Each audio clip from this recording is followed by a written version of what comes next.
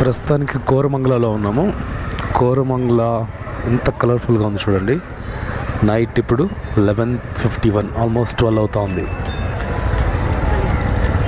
ఈ ఏరియా నుంచి కన్ఫామ్గా ఆర్డర్స్ వస్తాయన్నమాట. ఇంతమంది జనాలు ఉన్నారు, ఆర్డర్స్ రాకుండా ఎట్లుంటాయి.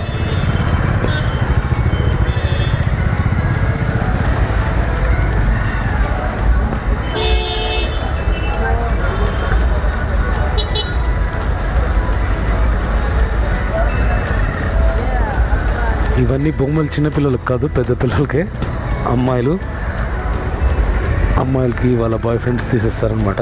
అందుకని ఇట్లాంటి బొమ్మలు, బెలూన్ బొమ్మలు ఎక్కువ ఉంటాయి ఇక్కడ.